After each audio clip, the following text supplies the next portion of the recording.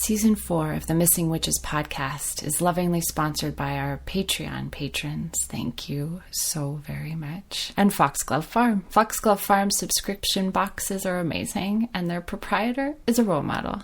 Go to foxglovefarm.com and use offer code MissingWitches for 13% off your order. And check out TeePublic for brand new Missing Witches merch. You can find all that info and more on our website, missingwitches.com. You aren't being a proper woman, therefore you must be a witch. You must be a witch. What about the word witch draws you in? As Pam Grossman of the Witch Weave podcast and Waking the Witch memoir writes, "Show me your witches, and I'll show you your feelings about women." For me, the through-line draw has always been a connection to the natural world. I had a feeling about those women. Women who had a connection to other living beings in our living, spinning womb world. Witches were folks who could see past the built world. They could change it too by drawing on the palpitating power of the web of life. I am basically a 40-year-old baby witch who wants to see a future for myself and all my ancestors to come where we are connected to all life. Hearing each other, learning from each other, protecting each other, flourishing in symphony. I want a spiritual and material philosophy that speaks to what I experience when I hear the wind coming across the water, when I look into an animal's eyes, or when I wrap my arms around and lean my head against a tree. Bill Nighy, the last surviving speaker of the Gaguju language, who shared his secret knowledge with the world before it died with him, wrote, "Tree, he watching you. You look at tree, he listen to you. He got no finger, he can't speak. While you sleeping, you dream something. Tree and grass, same thing." Amy and I have happily confessed to you before that we are tree huggers. We are proud to be among those people who know the great emotional calm of resting your heart and face against a tree, and who want to live out among them all the time and blend our dreams with theirs. My first heroes were activists living in the old growth trees on Vancouver Island, insisting that these bodies are not replaceable. These trees have a life that is intertwined with the health and potential and spirit of all of us. My first love was a polar bear at the Toronto Zoo, one of my first heartbreaks too. The moniker tree hugger feels like a dismissal now, a convenient way to diminish the whole huge feeling and activism of a person. That old capitalist ego energy pushing in on us to make us feel shame. Shame for wanting the most basic thing, to be in awe of this earth and to thrive with it and not let it die, and to wrap our arms around the things we love. I remember those stories peppered through the 80s and 90s news cycle about people living in trees to protest deforestation and prevent their leafy friends from being cut down. The original tree huggers were incredibly powerful. In India, September 11th is National Forest Martyrs Day in their honor. At the heart of this history is an elderly woman with her arms around great trees, followed by another and then more. A wave of people whose lives and practices can teach us how to break out of the box of our relationships to plants and animals and radically expand our connectedness and our power. This is a story about hugging trees. About the women who inspired the iconic environmental Chipko movement in India, which literally means to hug. And it's a story about the Bishnoi faith and the women leaders from a small spiritual minority in the Himalayan foothills, the ones who triumphed and the ones who were murdered, protecting the ancient trees that hold back the all-consuming desert and keep the mountains up. This is the story of Amrita Devi and Gaura Devi, who lived and fought for trees 300 years apart in the Marwar region of western Rajasthan. The Bishnois are a sect of Vishnu worshippers with an intense connection to nature. In the places where Bishnoi people live, animals and birds, peacock, partridges, vultures, and the endangered great Indian buzzard roam without fear. The Bishnoi allow deer like blackbuck, cheetal, nilgai to graze in their farmland because the community believes these animals have the first right to hold and use the land. Legend has it that flora and fauna flourished wherever Bishnois were found, that even in times of severe hardship and drought, the black buck and the Indian gazelle would return to them, knowing the community kept them stores of food and water. Up against the Himalayan mountains, at the edge of a massive desert region, the Bishnois cultivate and protect pockets of jungle, lush vegetation, rich biodynamic farms. They care for animals, maintain drinkable water, and harbor sacred groves. A photo of a Bishnoi woman went viral in 2018, depicting her nursing her baby on one breast and a small orphaned fawn on the other. To cultures that have somehow managed to denormalize mothers breastfeeding their own human babies, this is radical compassion and connection. For a Bishnoi woman, both prayers and service to the land and animals are part of daily ritual. They dig the soil and make sure that nearby clean water remains in good condition to welcome birds. Tending to the world, digging our hands in it and wrapping our arms around it and feeding it with our bodies can be a central act of our rituals, witches. Our ceremonies can be rooted in the real magic of life pulsing right here. Studies of soil, microbes, and human health found that the bacterium found in soil can stimulate serotonin production, making you relaxed and happier. This dirt is literally medicine. The Bishnoi sect was founded by Guru Maharaj Jambaji in 1485 AD in lands that collectively bear the name Marustali, Sanskrit for land of the dead. Jambaji witnessed the clear cutting of trees during times of drought to feed animals, only to see the animals die out as the drought continued and ravaged those clinging to life at the edge of the land of the dead. And seeing the struggles over political power between Hindus and Muslims, he sought ways to reconcile these meeting faiths. Learning and borrowing from contemporary Hindu and Muslim cultures, the Bishnoi faith that he formulated offered an innovative concept of humanness. Despite being born in the second highest caste in the Hindu caste hierarchy, Jambaji dreamed of a casteless community. And he went further. He saw a possible future where the hierarchy between humans and other living beings was brought into balance as well. He strictly prohibited animal killing and the cutting of green trees. Of the 29 principles laid down by Jambaji as fundamental to the sect, and from which they take their name, Bish is 20 and Noi is 29, so literally they are the 29ers. 8 principles were prescribed to preserve biodiversity, including things like the non-sterilization of bulls or a prohibition of killing animals and birds and the cutting of any green trees. 10 principles deal with personal hygiene and health. These mention simple tenets like vegetarianism, safe drinking water, bathing daily, environmental sanitation, prohibiting the use of tobacco, opium, and alcohol. 4 principles provide guidelines for worshiping God daily and to always remember that God is omnipresent. And for me now, always, when I hear God invoked, I hear Margaret Murray, because I too believe in that power that science calls nature and religion calls God. And I'm comfortable recognizing that it is omnipresent, and I do want to worship it daily. I want my life to be an act of worship. For the Bishnois, on every new moon a fast should be observed, and a collective lighting of holy fire is to be performed. Idol worship is discouraged. 7 principles describe directions for healthy social behavior. These direct the followers to live a simple life, be content, be moderate, avoid lies and false arguments. Criticizing others is prohibited. The principles also call for tolerance during discussions, and I am here for all of this, although not always good at all of it. The first 2 principles on the list of 29, though, concern women's bodies. Ritual prohibition for 30 days after childbirth, and for 5 days during menstruation. And if you are barred from connecting with the spirit when you are at any stage in your internal moon and blood and birth cycle by your religion, call me witch if you like, but I'm going to say that that particular regulation comes from man. Mechanisms of control and othering and shame sneak their way in everywhere, but your voice and offerings matter. Always.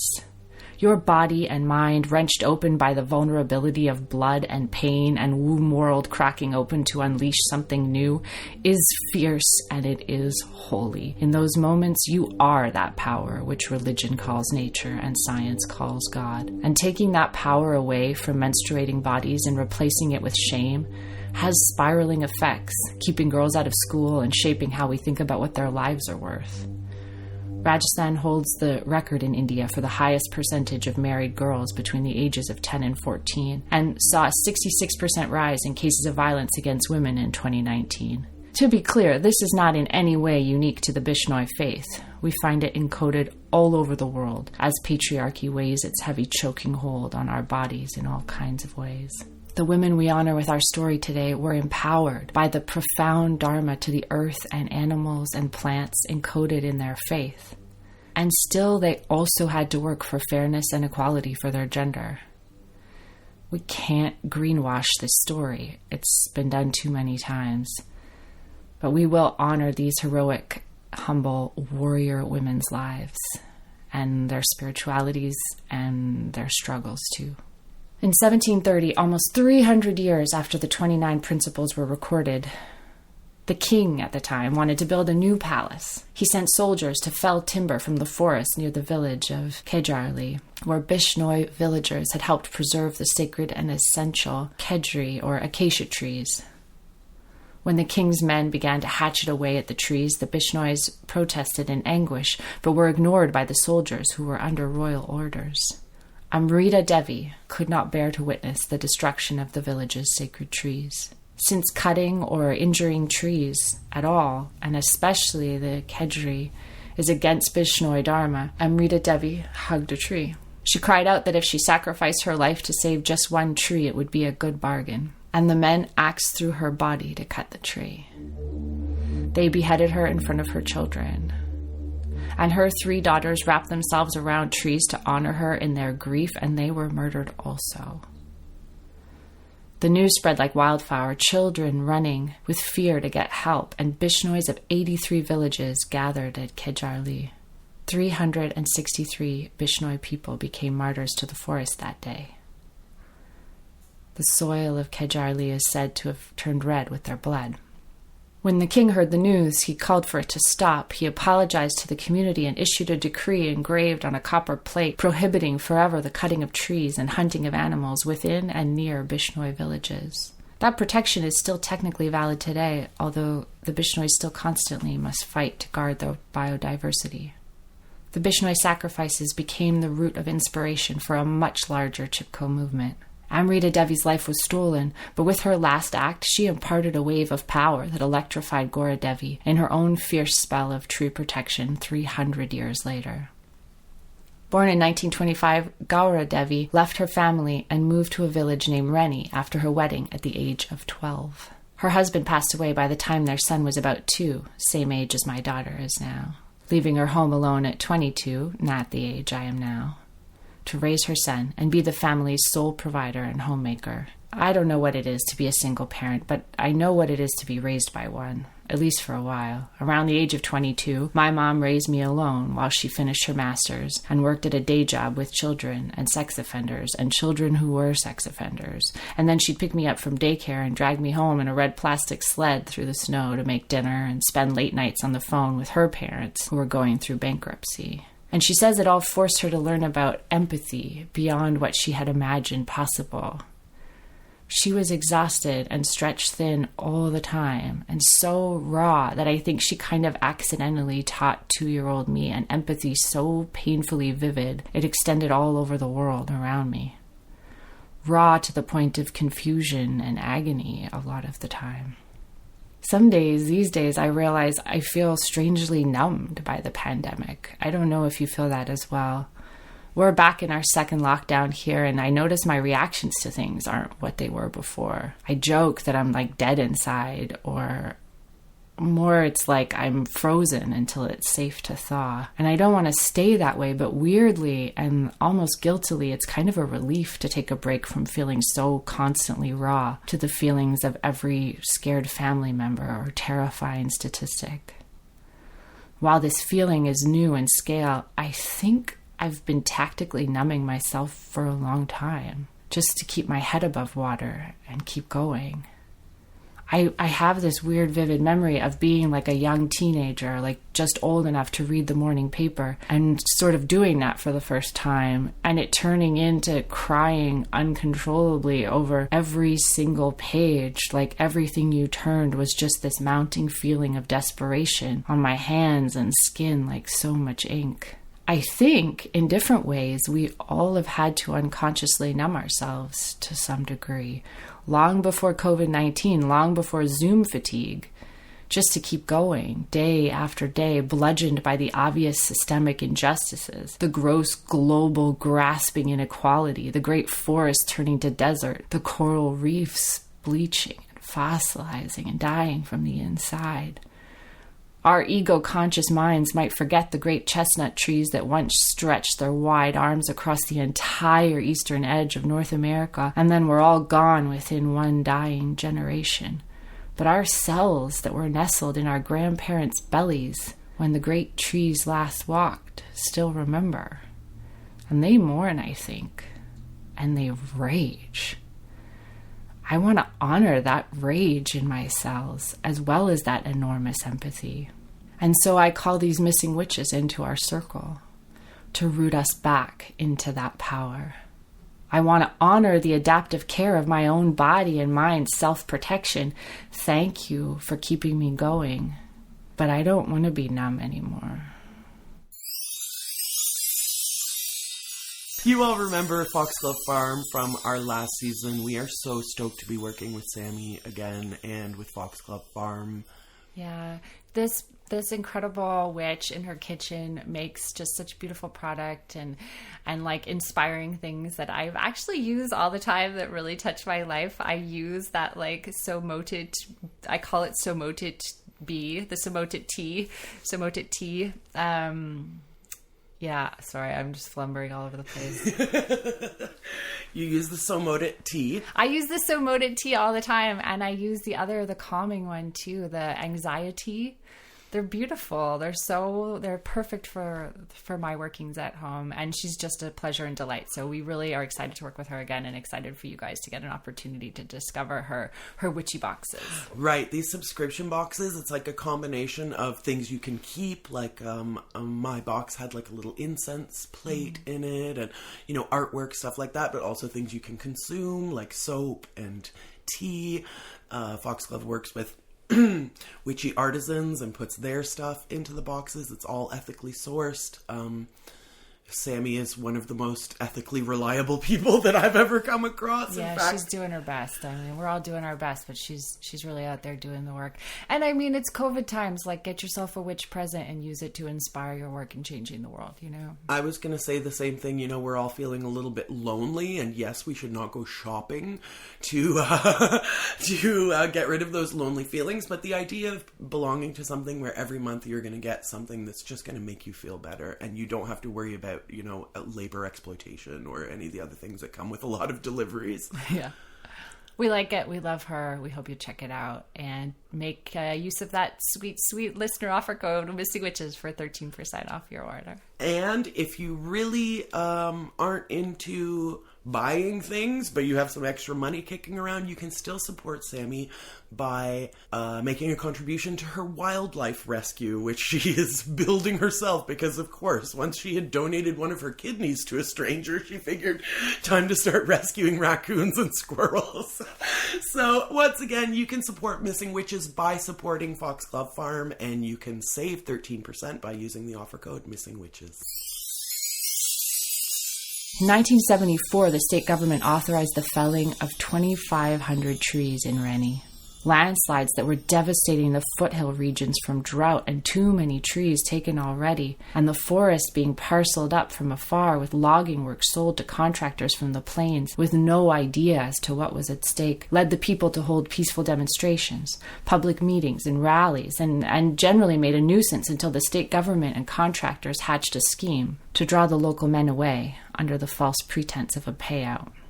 With the men gone from Rennie, the state sent a group of forest officials and loggers to take the trees. A young girl from the village saw them approaching and rushed to Gaura Devi. I don't know whether she felt like her selfhood and empathy were spread across the trees and the world around her, but I know Gaura's experiences had drawn her into community work and made her a leader in forest protection and women's rights in the region. And by then, the Chipko movement had begun to roll across the countryside, and inspired by it, Gaura Devi had started campaigns in the nearby villages to spread the word about forests, what they meant, and how they were threatened. The Chipko movement is a Gandhian movement that was based on nonviolent principles of satyagraha, which means the force that is generated through adherence to truth. Chipko literally means to hug or to cling to. and the people were clinging to the very truth in their trees.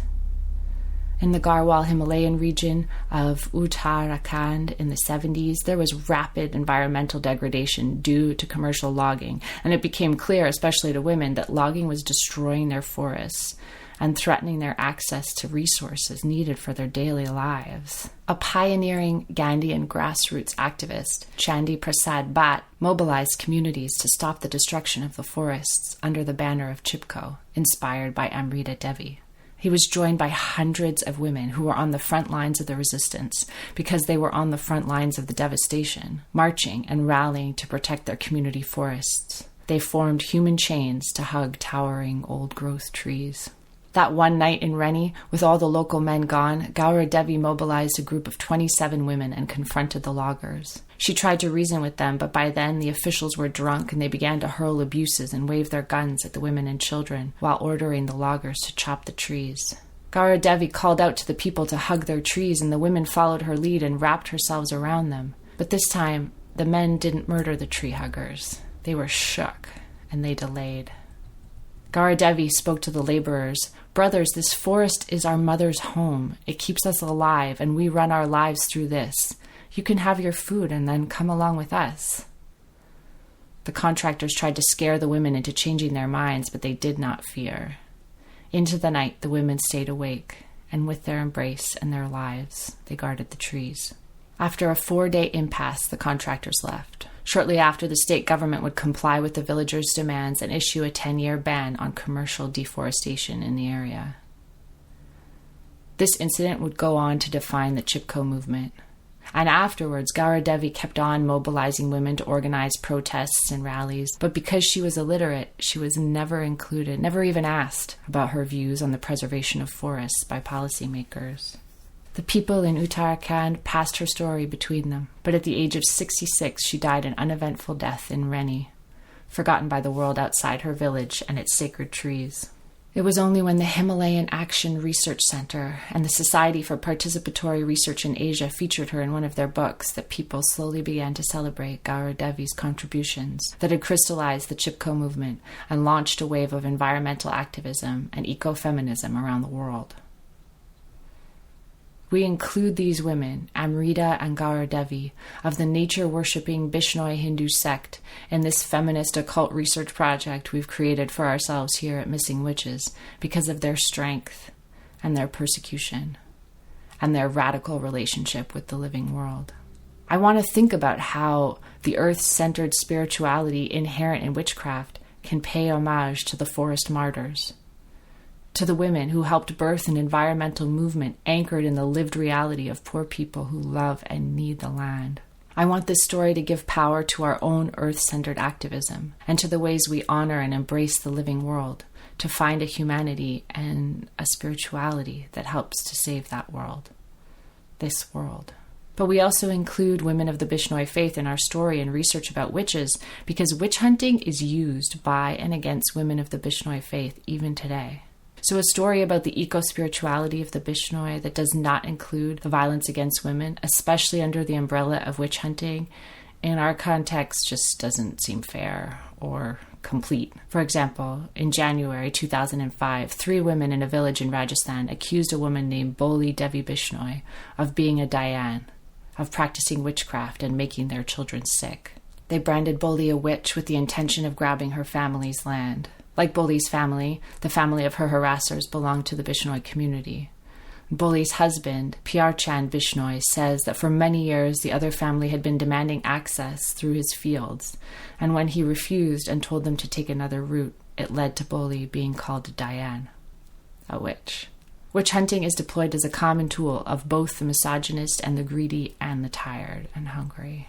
In April 2015, after a 25-year-long campaign by activists, the government of Rajasthan passed the Rajasthan Prevention of Witch Hunting Act. The law declared both witch hunting and witchcraft crimes punishable by prison sentences and fines. The law has never yet been used to actually punish someone for witch hunting. On August 14, 2016, a neighbor beat up Gaura, alleging that she had performed black magic. Articles about her end with her echoing question, why is it that only women are labeled witches? We still live in a world where terror is used in a war against women and people of marginalized genders, and where the crush of late capitalism pushes neighbors towards a fear and grasping violence. And look, I don't mean for this to be a distraction from talking about the exceptional, magical, holy belief systems of these women who drew on its tenets to fuel their resistance. And let's be really clear, I don't really know what I'm talking about here in terms of gender dynamics in Rajasthan. I'm trying to dig and ask questions with an eye to educating myself. And I really don't want to slip into oversimplifying and idealizing a belief system, even one that I find beautiful in its relationship to the natural world. I think that's kind of numbing, and these days, I want to be awake.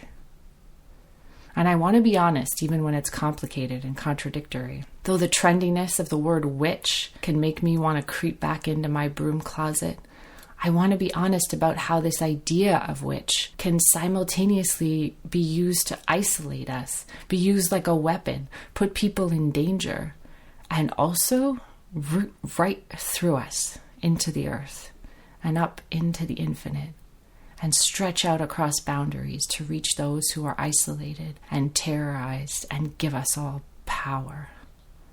I want to own all the names they throw at us and laugh and rage and turn the tide. I want to be part of the history crafting that puts Gaura Devi and Amrita Devi at the origin and heart of the Chipko movement and holds them holy in the pantheon of our modern syncretic idea of witch.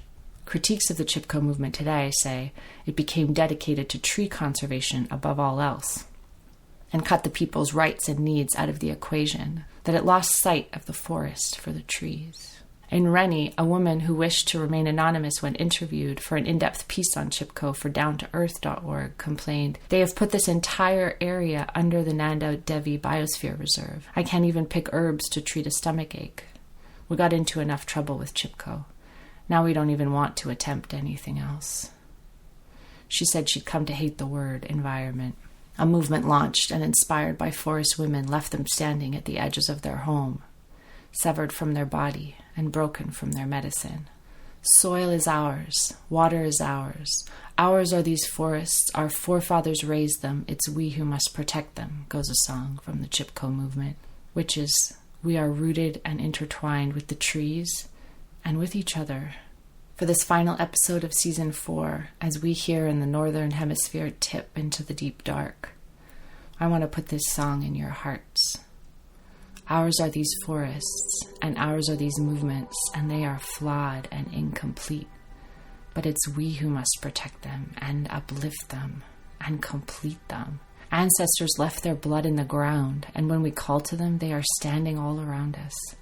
Dozens, and then thousands. Not just people, animals and trees too. So much bigger than conservation. They call on us to see this great ancestral web, the way we need and are each other, as sacred. They are calling on us to shed our numbness and come back. This month is strange. On the 31st of October this year, we have a second full moon, a blue moon, a second chance moon, and I hope you will bask shamelessly in its light, even if it's just through your bathroom window and you get up in the middle of the night to take a pee.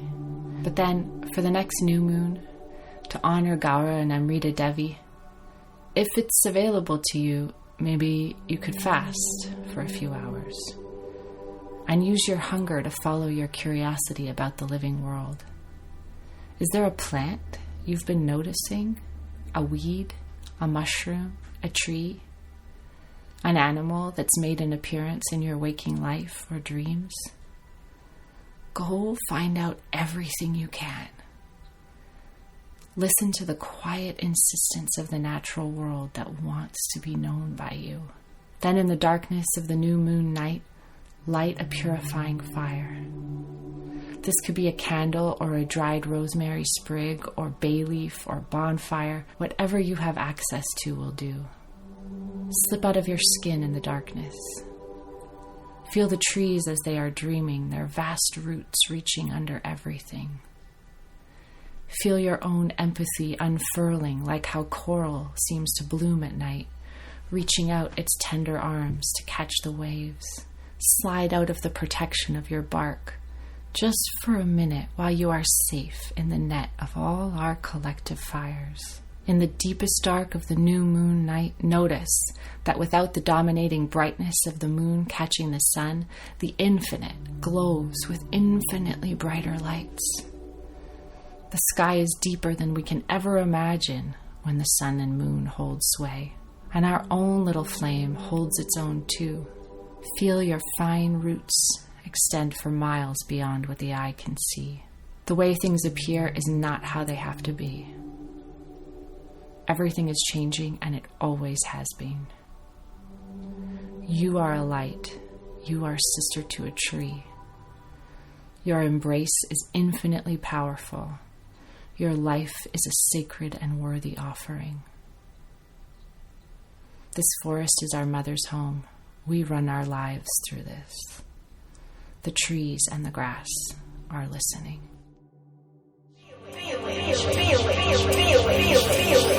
You must be a witch. This episode of the Missing Witches podcast was written and performed by Risa Dickens. Music and editing by Amy Turok. Thanks again to our sponsor, Foxglove Farm. Don't forget to use our listener code offer, Missing Witches, for 13% off your order. Or make a contribution to their wildlife rescue out of the woods. Find your witchy wellness at Foxglove Farm. That's farm like pharmacy with a PH.com. You can also support Missing Witches on Patreon at patreon.com/missingwitches and or pick up some Missing Witches merch on TeePublic. And please consider pre-ordering our upcoming book, Missing Witches, by Risa Dickens and Amy Turok, published by North Atlantic Books. Available for pre-order via Penguin Random House and many excellent indie bookstores available online and in your communities. All these links and more are on our website, missingwitches.com. Blessed fucking be.